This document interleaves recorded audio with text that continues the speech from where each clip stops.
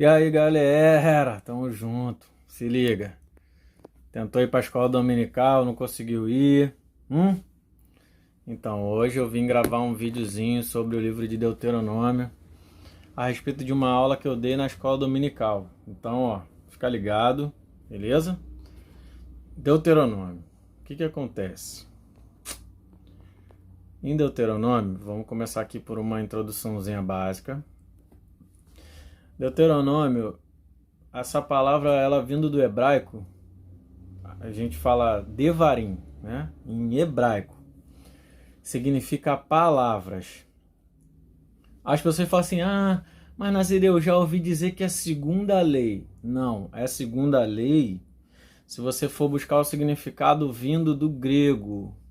Existe uma tradução chamada Septuaginta. Essa Septuaginta, ela foi a tradução feita do hebraico para o grego, entendeu? Então, eles, no grego, o significado é segunda lei, beleza? Aprendido isso, eu quero te fazer uma pergunta. Eu quero que você se reflita por alguns minutos sobre o que você pensa da lei. Sabe que eu já escutei que as pessoas falam sobre a lei? Não, a lei, cara, não serve. Isso daí foi para o povo de Israel. Tem uns que falam assim, a letra mata. Tem outros que falam assim, cara, isso daí é para aquele povo daquele tempo, a gente não tem nada a ver com isso. Mano, preste atenção numa coisa, o que você pensa da lei é tão importante, mas tão importante, que deixa eu te falar uma coisa. Jesus, ele não tinha nas mãos o Novo Testamento. Sabe o que Jesus tinha nas mãos? Ele tinha nas mãos a lei. Isso, exatamente, a lei, os 39 livros do Antigo Testamento. Então, se Jesus usava a lei, se Jesus usava o Antigo Testamento, como que isso pode ser uma coisa ruim? Entendeu? Não é uma coisa ruim. A gente que precisa de manusear a lei. Os fariseus, eles caíram nesse erro, eles não sabiam manusear a lei do Senhor. Poxa, Nasa, como assim?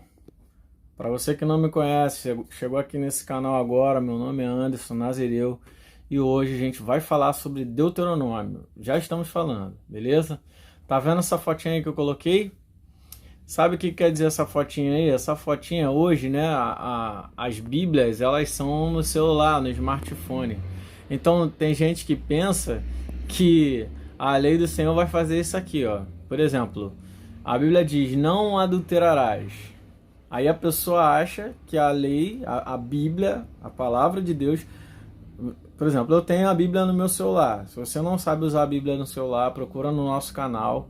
Você vai encontrar lá um vídeo ensinando para você estudar de uma maneira excelente pelo celular. Então eu tenho a lei lá no meu celular e aí vai acontecer isso. Meu celular vai criar braços e se eu tentar adulterar... ele vai me pegar e vai me levar embora. Não, você não vai adulterar. Entendeu? Tem pessoas que acham que a lei vai fazer as coisas à força. E não é assim que funciona. Se você pegar ali... tem gente que fala assim, não, a lei foi anulada. A lei foi anulada? Tem certeza? Vamos ver aqui se a lei foi anulada. Mateus 5,17, olha só. Não pense que vim abolir a lei ou os profetas, não vim abolir, mas cumprir. Digo a verdade, enquanto existirem céus e terra, de forma alguma desaparecerá da lei a menor letra ou o menor traço, até que tudo se cumpra. É Jesus que está falando isso daqui. E ele está falando, não vim destruir a lei. Então, o que é a lei? Para você que chegou aqui agora de paraquedas, a lei. Gênesis, Êxodo, Levítico, Números e Deuteronômio. São os 5 primeiros livros da lei. Os teólogos mais zelosos vão falar que a verdadeira lei é o livro de Levítico, tá? Mas a lei foi dada por Moisés. Então, se Moisés que escreveu Gênesis, Êxodo, Levítico, Números e Deuteronômio, logo, toda a lei do Senhor são os 5 primeiros livros da Bíblia. 5 primeiros livros da Bíblia. Beleza? Então aqui a gente já vê que o próprio Jesus, não estou falando do apóstolo Paulo, não estou falando do apóstolo Pedro, não estou falando de Gamaliel, não estou falando da quarta pessoa da Trindade, eu estou falando da primeira pessoa da Trindade, da única pessoa da Trindade. Eu estou falando de Jesus, cara. Jesus não anulou a lei. Aí você fala assim, qual é a NASA? Se Jesus não anulou a lei, mano, então eu vou matar umas ovelhinhas. A lei, ela salva. Se você for olhar lá em Lucas 16:31, você vai encontrar a parábola que Jesus conta. As pessoas contam essa parábola como se fosse uma história que aconteceu. Pode ter acontecido? Pode. Mas, a princípio, uma parábola é uma história para ilustrar um acontecimento. Então, só uma ilustração que Jesus deu sobre o homem rico e Lázaro. Olha só, eu vou te mostrar que a lei salva, tá? Abraão respondeu. O homem rico, ele estava sendo atormentado. E aí ele vai lá e, pô, cara, não faz isso não, mano, me ajuda aí, brother. Pede pra Lázaro molhar a ponta do dedo na água aí, mano, e tocar aqui na minha língua, eu tô com muita sede, tô passando mal. Aí ele falou assim, mano, mantém aí, parceiro, moral, tu não era ricão, tu não era playboy, tu não tirava onda. Entendeu? Lázaro, parceiro, ficava só com o que caia da tua mesa, brother. Agora, chupa que é de uva, parceiro. Entendeu? Moral. Mas, chefe, pô, tenha misericórdia de mim, mano. Tô tentando, brother. Ele, pô, chega aí, mano, me socorre aqui. Não dá não, parceiro. Tem um abismo entre eu e você, tá ligado? Quem tá aqui não pode ir pra aí. Quem tá aí não pode ir pra cá, parceiro. Vou fazer o quê? Chorou, largado. Aí ele falou assim, não, então já é. Então faz o seguinte, já que não tem jeito de me tirar daqui, já que não tem jeito de me dar uma moral, então faz o seguinte, simplesmente manda Lázaro voltar lá, tá ligado? Falar com os meus familiares pra eles não virem pra cá, mano, que o bagulho é doido. Aí, olha a resposta que o pai Abraão... Olha só, tem gente que fala que a lei foi anulada, certo? Olha a resposta que o pai Abraão deu. Abraão respondeu, se não ouvem a Moisés e aos profetas, tampouco se deixarão convencer, ainda que ressuscite alguém dentre os mortos. Presta atenção nisso. Eu vou traduzir isso daqui na minha versão, tá ligado? Mano, se liga. Se os teus familiares, brother, eles têm Gênesis, Êxodo, Levítico, Números e Deuteronômio, tá ligado? Se os caras não acreditam nisso, mano, se os caras não acreditam que o homem começou não do macaco, mas começou de Adão e Eva, brother, tu acha que os miseráveis vão acreditar que Lázaro ressuscitou? Você é maluco, filho. Se os caras não acreditam que Davizão derrubou Golias, você acha que os caras vão acreditar em Lázaro, irmão? Os caras não vão acreditar. Isso é perda de tempo. Então nem vou ressuscitar ele. Veja. Se os caras acreditassem no que estava escrito na lei, eles seriam salvos. Então isso aqui mostra que a lei salva. Aí você fala assim, poxa, mas eu aprendi, cara, com a minha bisavó, com a minha tataravó, meu pastor fala que só Jesus salva, xarabara, cantarabá, né? A gente aprende só Jesus salva. Então, realmente, só Jesus salva. E o que a lei vai fazer? Por que eu estou falando que a lei também te salva? Porque a lei, ela vai apontar para Jesus. A lei, ela vai te jogar para Jesus. Por exemplo, você acha que se você adulterar, tá na lei lá, não adulterarás, certo? Se eu adulterar, o que vai acontecer? Eu perguntei lá na sala de aula. Aí os caras, não, pô, isso é pecado, vai entristecer Deus, né? Isso é ruim. Os caras disseram pra mim. Aí eu falei pra eles, mano, olha só, não é só isso. Se eu adulterar, o que pode acontecer comigo? Eu posso receber um rolo de macarrão na cabeça, ficar com o olho roxo, ser mandado embora de casa, ter que pagar uma pensão, ser processado, pegar uma doença sexualmente transmissível, várias paradas que pode acontecer se eu adulterar, mano. Quando eu sigo a lei, eu evito esses problemas. Por quê? Se eu tomar com um rolo de macarrão, olha só, vou começar a murmurar. eu posso ficar irado e querer matar outras pessoas. Então veja quanta coisa grave pode resultar de um erro que eu cometo. Em Romanos 3,31 tem assim, ó. Anulamos então a lei pela fé? De maneira nenhuma. Ao contrário, confirmamos a lei. Tá vendo? Como é que você pode dizer para mim que a lei não é boa, mano? A lei é maravilhosa. Aí você fala assim, pô, cara, mas os fariseus seguiam a lei. Sim, eles seguiam a lei, porém eles seguiam a lei sem o amor. E seguir a lei sem o amor é seguir a lei de forma parcial. E Deus não quer que você siga a lei de forma parcial. Ah, então você está me dizendo que tem como você seguir a lei toda? Não! E essa não é a ideia de Deus, não tem como você seguir a lei toda. Mas tem como você se esforçar para seguir a lei. E a ideia de Deus é que você apenas se esforce para seguir a lei. Tá? Levítico 19, 18. Olha só. Não procurem vingança, nem guardem rancor contra alguém do seu povo, mas ame cada um o seu próximo como a si mesmo. Olha quem falou isso, olha a assinatura aqui. Eu sou o Senhor. Ou seja, na própria lei, em Levítico, na própria lei já falava sobre o amor. Então, por exemplo, a mulher adúltera, né? Os teólogos vão lá e dão mais desculpa assim. Não, porque ela tava sozinha. Já vi os caras conjecturando, mano. Eu fico doido. Ela tava sozinha e para se cumprir da lei tinha que estar os dois. Porra, cara, nenhuma. Se os caras quisessem matar o maluco, ia matar sozinho, ia matar com os dois, eles iam fazer, parceiro. Os caras condenaram Jesus injustamente, entendeu? Não ia fazer diferença. Só de você falar que a pessoa era adúltera, pronto. Já era motivo para a pessoa morrer e ser apedrejada. Os caras tinham gosto de sangue na boca. Por quê? Porque eles ignoravam o amor, entendeu? Jesus, ele pregava o amor. Por exemplo, quando ele dá a resposta, atire a primeira pedra, aquele que não tem pecados, ele tá falando assim, ó, mano, quem é o juiz sou eu, brother. Entendeu? É só eu que devo julgar. Vocês devem tomar decisões baseadas na minha escolha e na escolha da minha palavra. E na escolha da palavra, manda condenar. Se você for ler lá a guerra entre Satanás e Jesus, que acontece quando Jesus vai passar 40 dias no deserto, né? Satanás chega para ele e faz a citação da lei. Ele cita Deuteronômio. Eu já dei uma aula sobre isso.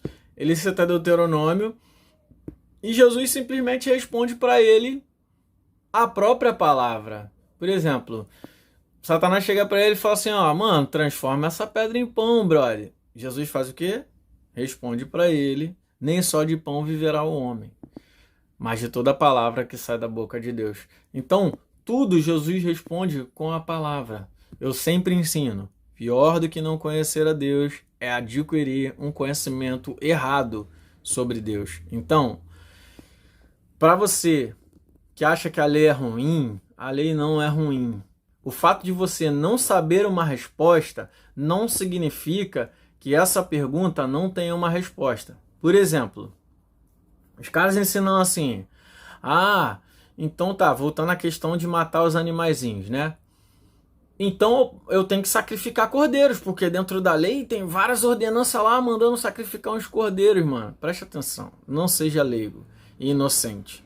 Se eu quiser sacrificar um carneiro ou um cordeiro para Deus, eu consigo, tá bom? É muito fácil, eu vou numa loja de macumba, chegou lá, mano, olha só, meu fechamento, me vende aí um carneiro aí, um bode, eu tenho que sacrificar aí para Deus. O cara vai chegar lá e ia lá, maneiro, não sabia que crente comprava animal para sacrificar, não. Não, mano, a gente tem lá na lei lá dizendo para sacrificar.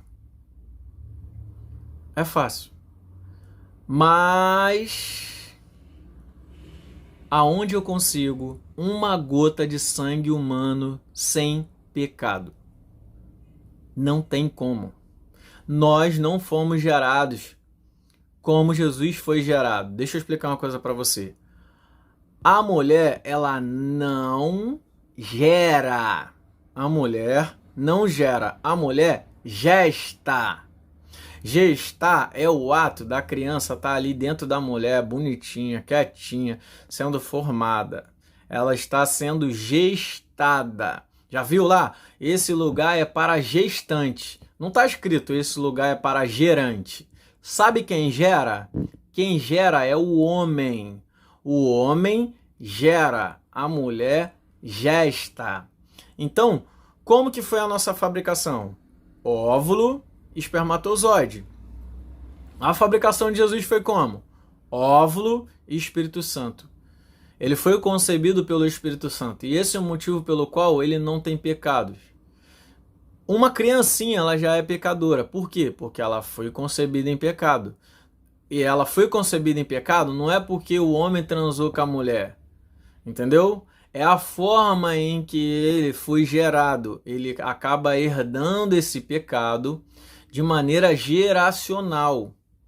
E no caso de Jesus, ele não trouxe da geração dele o pecado. Por quê? Porque a geração dele vem de Deus. Entendeu agora? Então, aí voltando aqui, mas então, e o sacrifício animal? O sangue de Jesus era puro, era sem pecados, tá bom?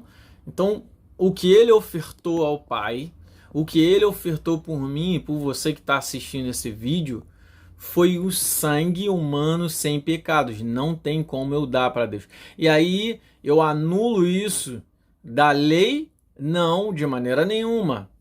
Eu simplesmente vejo que Jesus fez isso por mim. Por exemplo, eu fiz o voto de Nazireu, certo? E o voto de Nazireu, ele implica em sacrifício de animal. Por que que eu não fiz o sacrifício de animal? A gente vai falar mais à frente nessa aula, mas eu não fiz o sacrifício de animal porque Jesus já fez isso por mim. Entendeu? Então eu não preciso de sacrifício animal porque Jesus fez isso por mim. Tem gente que acha que a lei, né, é usada para manipular as pessoas. Tem gente que acha que a lei é para cego e não tem nada a ver.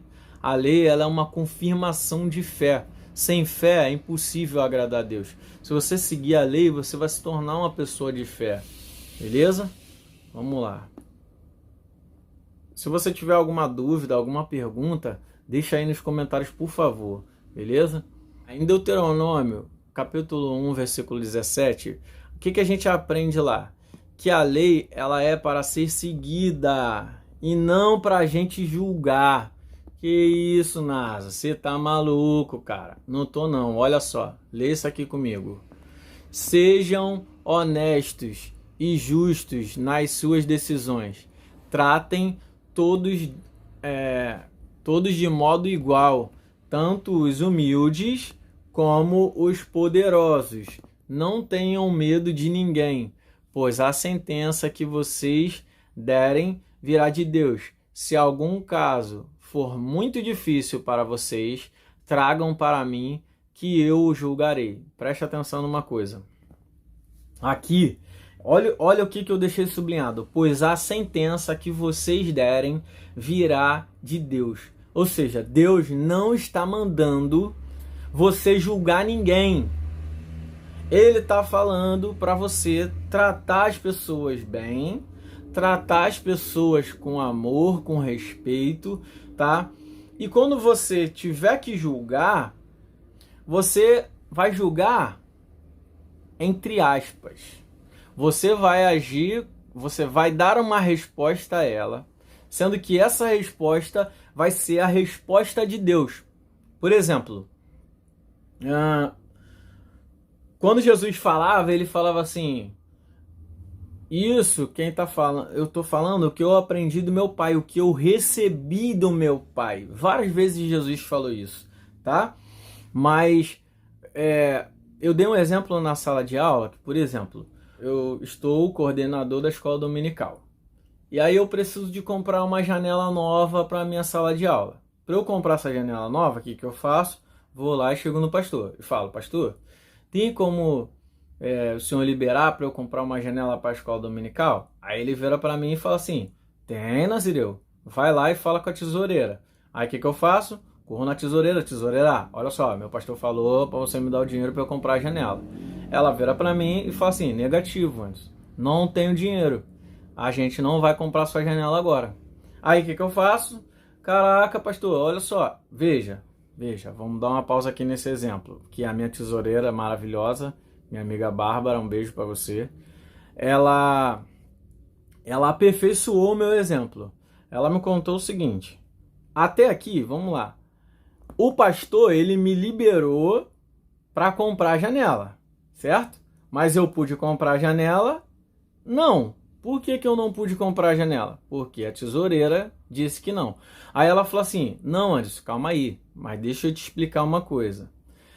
Mesmo eu dizendo para ele que não dá, a decisão final é dele. Então ele pode chegar para mim e falar assim, Nazireu, ô Bárbara, eu quero que compre a janela do Nazireu mesmo sem poder.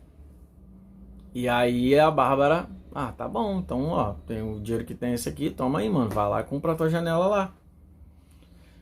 Entendeu? Mas todo problema que acontecer, qualquer dano que houver, a culpa vai ser do pastor e não da tesoureira. Ou seja, nesse exemplo aqui, o que a Bíblia está nos ensinando?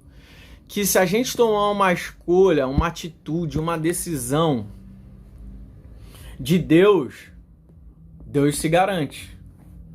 E as suas coisas não vão dar errado.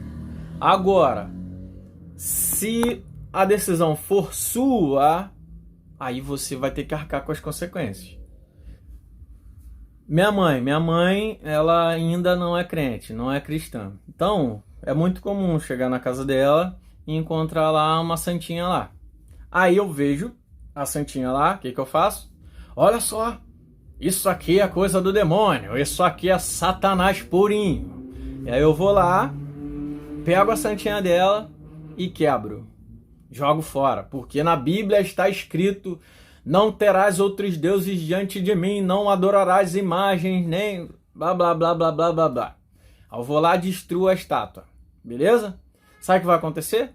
Minha mãe vai ficar cheia de ódio no coração, vai falar que eu sou um idiota, que eu sou um fanático, que eu estou endemoniado, e ela vai falar assim, para ser crente igual você, eu prefiro ficar na macumba, na igreja católica, no centro espírita, no satanismo, mas não quero ser igual você, que destrói as coisas dos outros.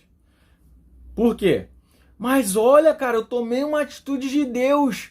Lá tá falando para destruir as imagens, cara. Olha lá, lê lá Êxodo 20, não terás, não prostrado, não adorarás, mano. Olha lá, presta atenção, realmente. Tem passagens escritas assim. Mas também está escrito: amarás o teu próximo como a ti mesmo. Pensa comigo. Se eu estivesse no lugar dela, eu gostaria que quebrassem a minha imagem? Não. Eu gostaria que quebrassem a minha escultura? Não. Então, presta atenção. Quando eu destruo a estatuazinha dela, né? Eu não estou tomando a atitude de Deus, eu estou tomando a minha atitude. Por quê? Porque a lei, ela é praticada? Ela é para ser praticada? Sim, mas sempre com amor. Então, toda vez que você for tomar uma decisão, pergunta a Deus, consulta ao Senhor. E aí a sentença que vai ser dada vai ser a dele. E a dele, toda a Bíblia, ela é interligada, entendeu? Ela é ligada uma na outra, um versículo no outro. Você tem que olhar para a Bíblia com uma visão macro e não uma visão micro. O que é uma visão macro? Uma visão macro é você, por exemplo, olhar esse versículo aqui todo. E uma visão micro, quer ver? Vou tentar desenhar para vocês verem. Isso aqui é uma visão macro, tá vendo? Visão macro. Uma visão micro é eu olhar só isso aqui, ó. Ó. Tá vendo? A primeira marcação que eu fiz aqui, ela é macro. A segunda marcação que eu fiz, que é essa daqui, circulando Deuteronômio, é a versão micro. Então, quando eu olho assim, vou destruir aquela imagem, eu estou olhando de maneira micro. Agora, se eu olhar no macro, Jesus me ensina a amar. Não, cara, olha só.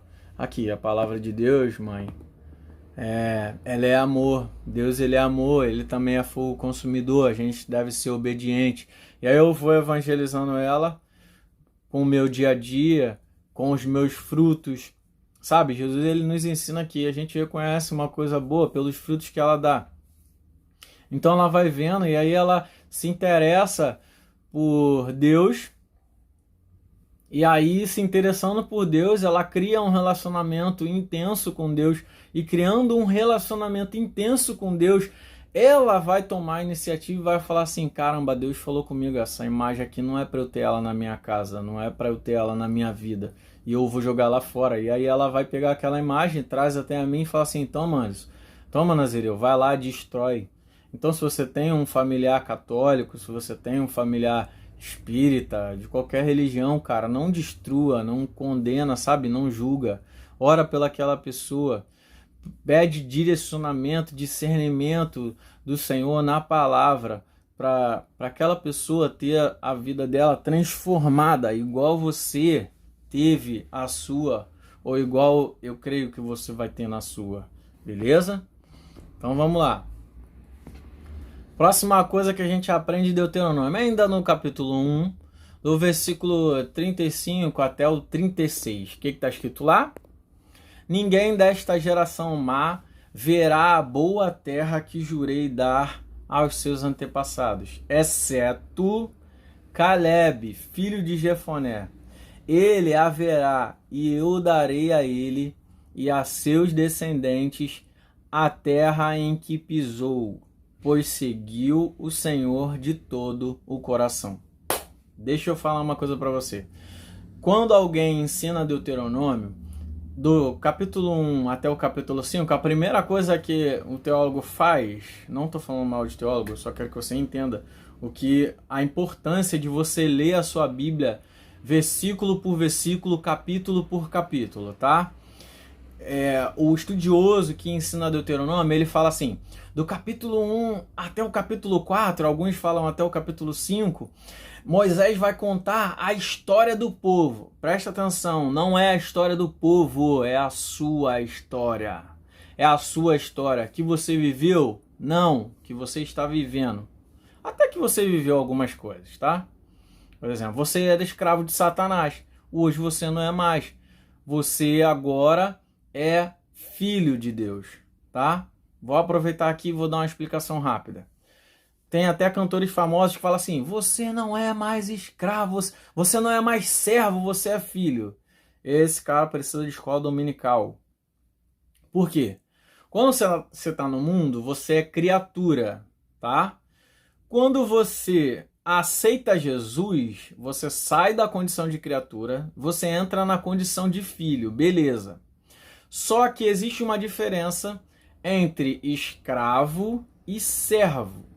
E apesar de você estar entrando na condição de filho você vai permanecer com a mentalidade de escravo ou você pode evoluir para a mentalidade de servo. Nasa, prova isso que você está falando, tá maluco? Da onde tu tá tirando esse bagulho aí? Simples, só você ler Lucas 15, a passagem do filho pródigo, é bem conhecida, lê aí na sua Bíblia aí. O filho pródigo, mais novo, ele sai de casa. Ele tinha todo o direito de filho, mas a mentalidade dele era de escravo. Por quê?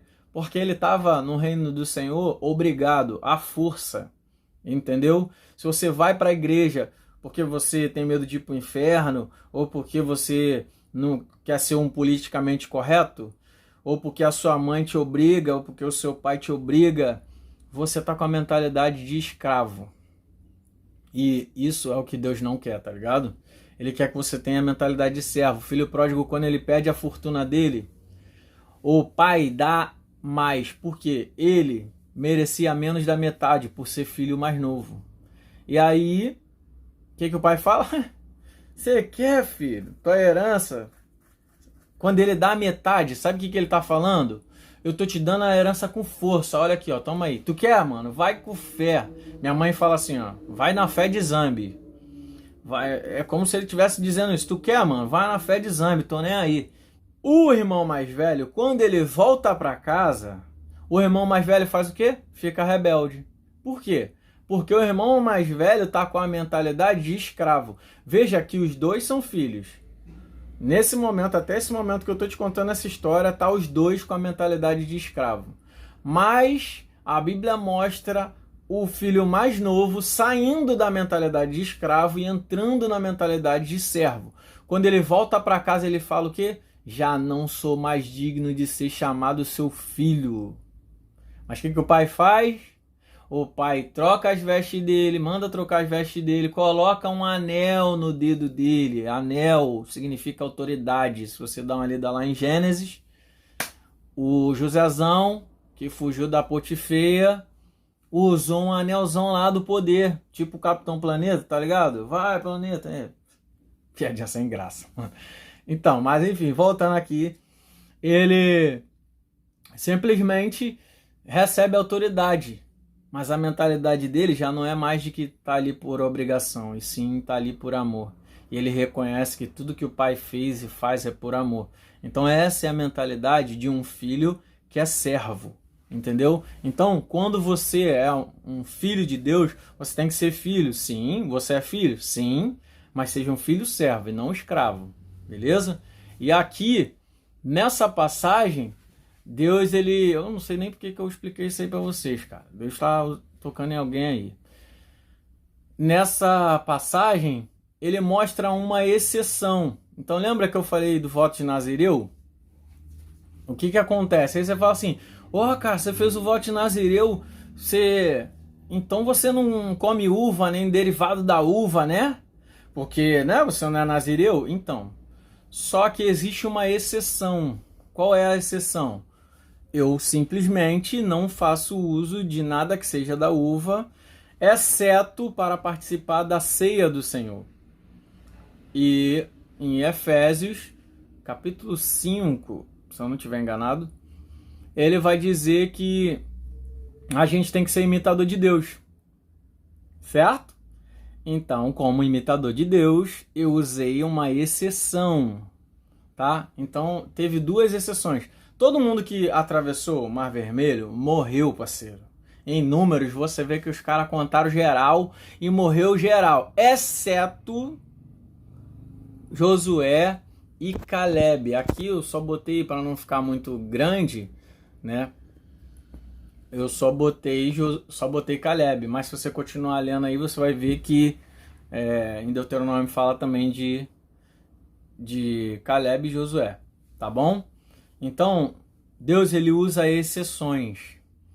Então, quando você fizer um voto, quando você fizer um jejum, você pode estabelecer condições. Senhor, eu vou fazer isso, exceto isso aqui, beleza? Então, outra lição importante aí, que muitas vezes passa despercebido quando a galera estuda Deuteronômio. Ainda no capítulo 1, do versículo 42 até o 43, tem assim, ó: faça apenas o que Deus mandar e não o que achar. Ou seja, é aquela questão que eu estava falando lá atrás. Você tem que fazer o que Deus manda e não o que você acha. Olha só. Mas o Senhor mandou que eu dissesse a vocês: não vão lá, nem entrem em nenhum combate, pois eu não irei com vocês, e os seus inimigos os derrotarão. Porém, vocês não me deram atenção, pelo contrário, ficaram cheios de orgulho, desobedeceram às ordens de Deus, o Senhor, e invadiram a região montanhosa. Aí você fala assim, tá vendo? Tá vendo aí? Olha lá. Foi os caras que fizeram, mano. O que eu tenho a ver com isso? Claro que você tem muito a ver com isso, cara.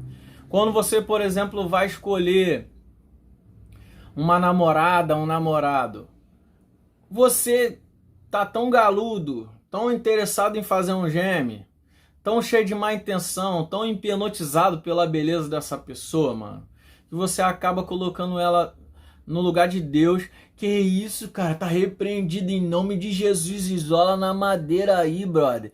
Tá louco, mano, sou crente, Deus é a minha prioridade. Deus é a tua prioridade? Então tá bom. Você perguntou a essa pessoa se ela é crente? Você avaliou ela pelos músculos que ela tem, pelo músculozão que ela tem, pelo olhozinho verde, cabelo liso que ela tem? Ou você avaliou pela quantidade de versículos, capítulos que essa pessoa sabe da Bíblia? Ou você avaliou pela quantidade de vezes que essa pessoa vai para a escola dominical? Se a tua escolha for baseada em qualquer outra coisa que não sejam essas, não fala para mim que você colocou Deus como prioridade. Sabe, a minha esposa, eu conto na escola dominical, que várias vezes ela se arrumou, veio toda bonitona, e eu falei que ela estava feia. Mandei ela voltar e tinha perguntado a ela, quando foi a última vez que você orou e jejuou? Ah, tem muito tempo. Eu falei, então você está feia. Tô resumindo. E ela voltou lá e um dia, do nada ela veio, tava feia, de verdade, e aí eu falei, amor, você tá linda. E realmente pra mim ela tava linda, mas no conceito dela ela tava feia. E aí ela, amor, você tá linda, tal. Ela, amor, você tá brincando comigo? Eu falei, não tô brincando não, sério, você tá linda, que não sei o que. Ela tava com roupa de faxina. E ela falou assim, amor, eu tô orando e tô jejuando. Quando eu comecei a namorar com ela, eu falei assim, cara, eu preciso de uma mulher crente. Se eu não tiver uma mulher crente, eu endemonio e faço um monte de besteira. Então, hoje, se eu tenho um casamento bacana, não que eu não tenha falhas, mas eu tenho um casamento bacana, é porque eu priorizei Deus, tá ligado? Eu não priorizei o cabelo liso, pele branca, bundão, peitão, músculo. Eu não priorizei dinheiro, status, nada disso, cara. Eu priorizei assim, como é o relacionamento dessa mulher com Deus. Entendeu? Claro, você vai olhar também, né? Se ela, né? Você, ninguém quer, né? Você. Mas, vamos voltar aqui. Aqui ele está ensinando que é para você se voltar aos mandamentos do Senhor. Então, por exemplo, a Bíblia diz lá, honra teu pai e tua mãe. Isso é Êxodo capítulo 20. Se eu não estiver enganado, a partir do versículo 12. O que vai acontecer? Honra teu pai e tua mãe. Aí tu vê lá a mulher gritando lá com a mãe. Tu acha que essa mulher não vai gritar contigo, parceiro? Tu vê o garoto lá cagando e andando pro pai e pra mãe. Tu acha que esse cara não vai cagar e andar pra você? Então, parceiro, priorize o Senhor. Ouça a opinião dele. Se ele tá falando lá que a gente deve honrar o pai e a mãe, então a minha escolha... Peraí, Deus, como é que eu vou escolher meu namorado, minha namorada? Ah, já sei. Ô doidão, vem cá. Como é que você trata sua mãe? Não, eu trato muito bem. Tá bom. Vai lá, dona Pafunça. Chega aí. Seu filho é um bom filho? Eu tô falando isso que eu fiz isso com a minha mulher, pô. Chamei a dona Nilcé, chega aí. Dona Nilcé, tua filha é uma boa filha? Aí ela olhou assim pra mim, assustada. Aí minha mulher, que isso, amor? Eu falei, se mete não, calma aí. Não fala com a minha mão aqui agora. Fala aí com a minha mão, ó. É eu e sua mãe aqui. Dona Nilcé, responde pra mim. Sua filha é uma boa filha? Ela, não, minha filha é uma mulher maravilhosa, tal. E aí, resultado, eu tenho um casamento de excelência. Ah, Nasa, mas agora eu já tô casado, minha mulher é atribulada, meu marido é atribulado. Beleza, então a partir de agora você vai ter que orar, você não vai ter que divorciar. Entendeu? Eu tô falando aqui para quem ainda não casou, tá bom? Vamos continuar aqui, senão esse vídeo vai ficar muito grande. Deuteronômio 2:3. Só Faraó tem S2 duro. Para você que não sabe, S2 duro é coração. E a nossa oração, como é que tá? Vamos ver o que a Bíblia diz? Olha só, a galera pensa que só Faraó que teve o coração endurecido, mas olha só. Mas Seom, rei de Hesbom, não quis deixar-nos passar, pois o Senhor, o Deus de vocês, tornou-lhes obstinado o espírito e endureceu-lhe o coração, para entregá-lo nas mãos de vocês, como hoje se vê. Então, isso é uma das passagens, além das passagens de Êxodo, que fala que Deus endureceu o coração. Então, você que casou com uma pessoa aí que está atribulada, que não é crente, entendeu? Que não está nem aí para Jesus, e você não viu isso antes, ou você não assistiu esse vídeo, o que você tem que fazer? Simplesmente orar: Senhor, amolece o coração dessa pessoa, para essa pessoa ser uma pessoa melhor e tal, entendeu? Ora por isso. Vamos adiantar aqui, ó, tá vendo? Ó, endureceu-lhe o coração. Em Deuteronômio 3:23, a gente aprende o que com a lei do Senhor? Não é Jesus quem traz a graça. Isso tem no Antigo Testamento? Ou seja, todo mundo ensina que é Jesus que traz a graça, beleza? Vamos ver aqui. Olha lá. Também eu, nesse tempo, Moisés, no tempo da lei, implorei graça ao Senhor, dizendo. Aí eu nem coloquei o restante do versículo. Para quê? Para você entender que Jesus é Deus desde o Antigo Testamento. Então, a graça já estava no Antigo Testamento. Só que as pessoas é que rejeitavam a graça. As pessoas é que rejeitavam o amor, como eu mostrei para vocês lá atrás. Então, Moisés, ele pediu graça ao Senhor. Peça graça. O que é a graça? Pelo amor de Deus, aproveitar que esse vídeo vai para o YouTube. Você que é pregador da palavra, tá bom? Você que é levita, que canta muito bem, como você pegar o microfone, não caia na besteira de falar assim: ei, pela misericórdia do Senhor, eu dou aula na escola dominical. Pela misericórdia do Senhor, eu sou pastor. Pela misericórdia do Senhor, eu canto, irmão. Porque, né, não é pela misericórdia, é pela graça. Por quê? Qual a diferença entre a misericórdia e a graça? Eu gosto de contar um exemplo aqui. A graça, ela é indiferente. Ou você merece ou você não merece, você recebe a graça. Entendeu? É tipo, você olha pra pessoa, puxa R$ 50 e fala: toma aí, mano, pra tu. Ué, cara, o que eu te fiz pra tu me dar R$ 50? Não fez nada, eu simplesmente quero te dar. Entendeu? Independente daquela pessoa merecer ou não, ela recebe essa bênção, ela é presenteada, entendeu? Agora, a misericórdia não. Na misericórdia, às vezes o cara é culpado. E o cara tá ali: pô, cara, por favor, mano, me perdoa aí, brother. Na moral, não vai, não, cara, por favor, na cara não. Aí o cara olha assim, se compadece. Já é, mano. Eu vou te dar uma moral, vai lá, mete o pé. Entendeu? Aí o cara agiu com misericórdia. Entendeu? Há necessidade de um maluco implorar, como Moisés fez aqui, né? Mas só que ali o cara às vezes mereceu o perdão ou não. No caso de Moisés aqui é graça, por quê? Porque Moisés não merecia. Deixa eu te falar uma coisa: se você acha que os pecados que você cometeu, os pecados que você comete, te impede de fazer a obra de Deus, você está muito enganado, cara. Moisés era um assassino, Moisés matou um egípcio, pensa nisso, brother. Eu tinha um amigo que ele falava que eu não gostava do apóstolo Paulo. Eu tive realmente dificuldade, confesso hoje, que eu tive dificuldade para gostar do apóstolo Paulo. Ele falava assim: cara, você não gosta do apóstolo Paulo porque sempre que eu cito alguma coisa que o apóstolo Paulo falou, ele era angolano, você fala de Jesus, cara. Eu falei: mano, é porque Jesus é top, Jesus é o cara, como é que eu não vou falar dele? Como é que eu não vou pensar nele? Não tem como, brother. Então, assim, mas por quê?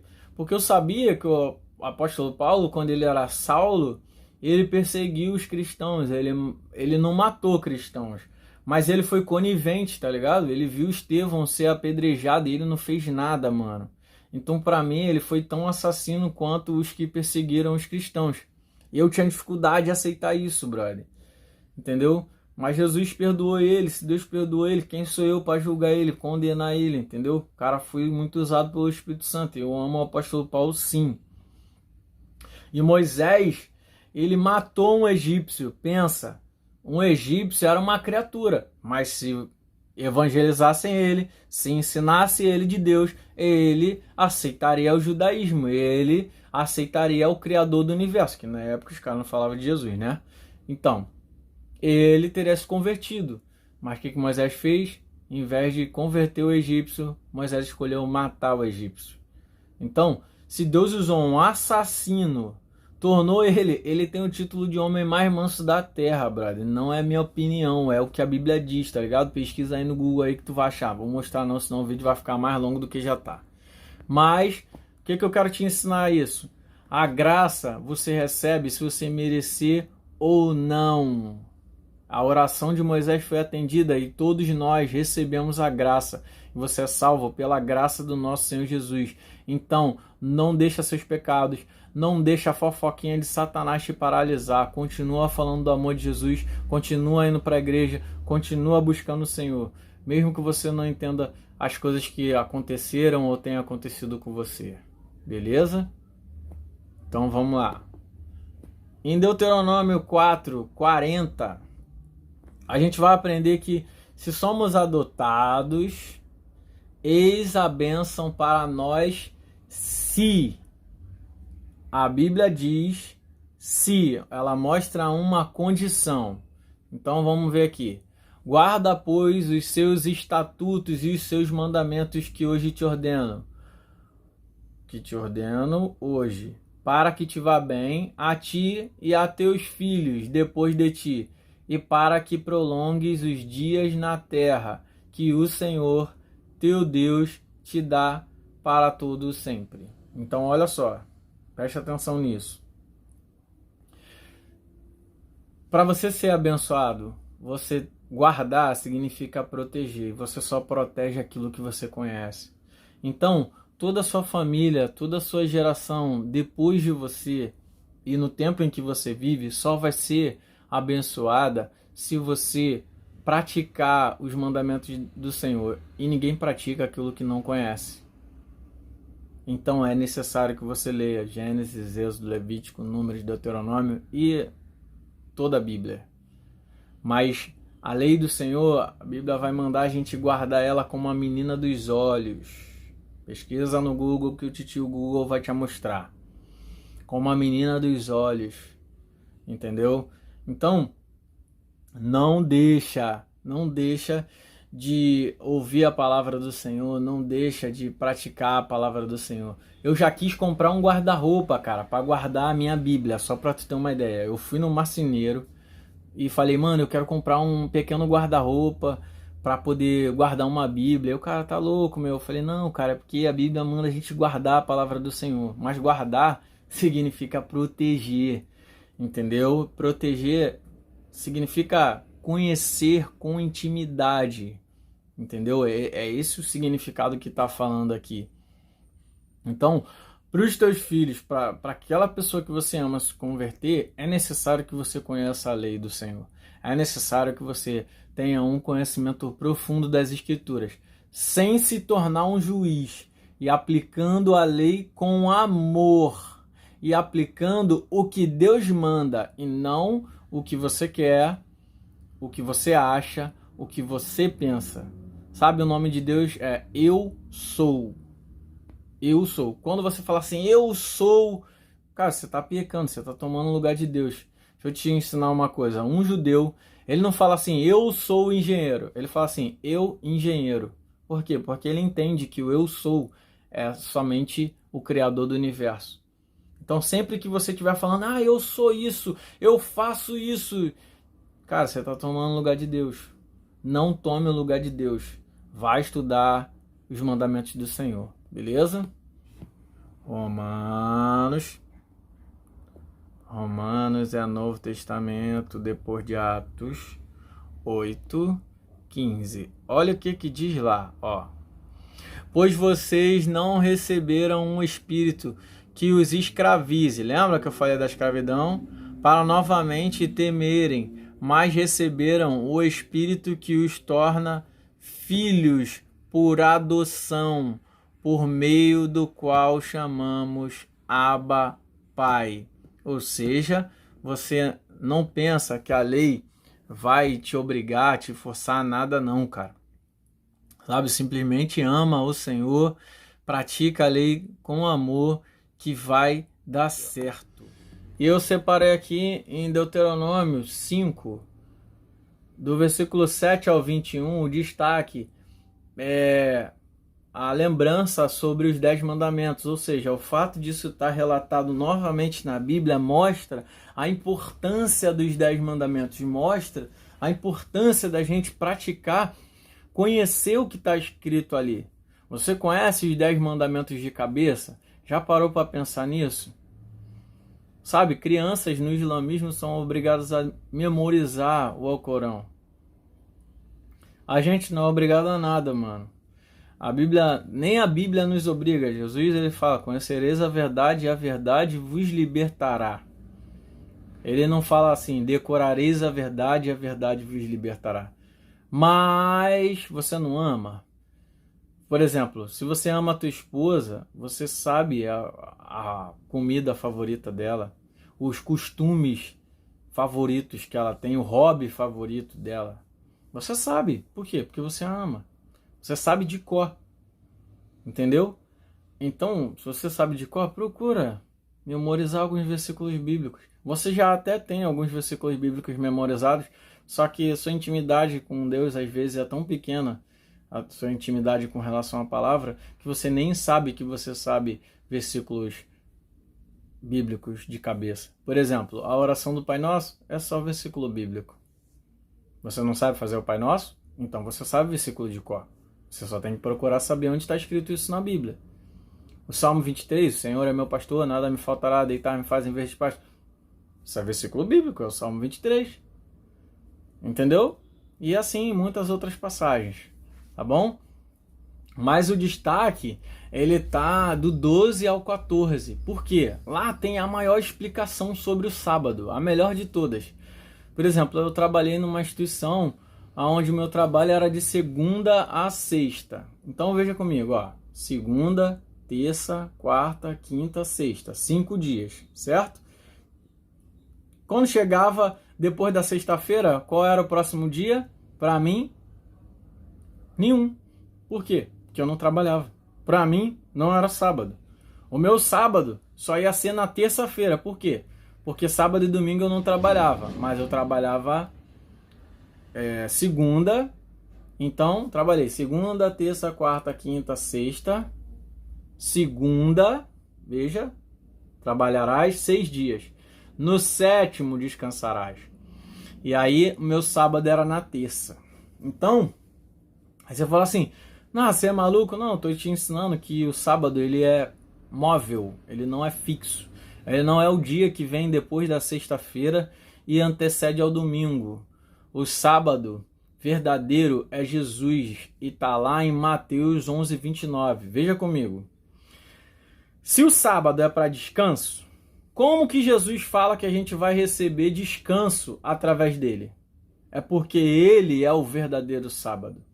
Ele fala: se prenda a minha palavra e aprenda de mim, que sou manso e humilde de coração, e achareis descanso para as vossas almas. Tá, você prefere a versão mais antiga? Beleza, vamos para a versão mais antiga. Tomai sobre vós o meu jugo e aprendei de mim, que sou manso e humilde de coração, e achareis descanso para as vossas almas. Ele está falando que se você estiver preso na Bíblia, nos ensinos bíblicos, você vai aprender sobre Jesus e você vai estar recebendo descanso. Eu zoo meus amigos adventistas, eu falo: cara, sou melhor do que vocês, porque vocês são só adventistas, mano, vocês só guardam o sábado. Eu sou adventista, dominguista, do 7º, do 8º e de todos os dias que existem, mano. Por quê? Todos os dias eu quero aprender de Jesus, todos os dias eu ensino de Jesus, entendeu? Então eu faço de todos os meus dias um descanso. Ah, Nasa, então por que isso está na Bíblia? Simples. Você já viu que hoje mercado, shopping, não tem dia para fechar? Tem uma rede de supermercados aí muito famosa, mano, que ela acho que só fecha 2 dias no ano. Isso é uma escravidão, isso é uma exploração, isso é um abuso com o ser humano, brother. Entendeu? Isso é o consumismo dominando as pessoas, Isso é essas paradas aí que eu não entendo aí, tá ligado? Dominando a mente das pessoas, pô. Ele fala isso para você não querer trabalhar a ponto de esquecer da tua família, a ponto de esquecer as bênçãos que você está recebendo. Você precisa de usufruir delas. Tenha um dia da semana para você falar assim, cara, hoje eu vou para a igreja, hoje eu vou aprender de Jesus, hoje eu vou analisar aqui o que eu recebi do Senhor. E ainda que você não pegue a sua Bíblia e vá dar uma aula na escola dominical ou subir num púlpito para pregar, mas separa um tempo para ler a sua Bíblia com a sua esposa, com seus filhos, com a sua família, tá entendendo? Para aprender de Deus com eles. Isso é o verdadeiro sábado, isso é o sétimo dia que Jesus quis. Então, ó, foi ele que deixou lá, ó, tomai sobre vós o meu jugo e aprendei de mim, que eu sou manso e humilde de coração, e achareis descanso para a vossa alma. Beleza? Então, essa aula continua em um outro momento, que esse vídeo já bateu 1 hora. Tamo junto, eu amo vocês e tchau. Fui.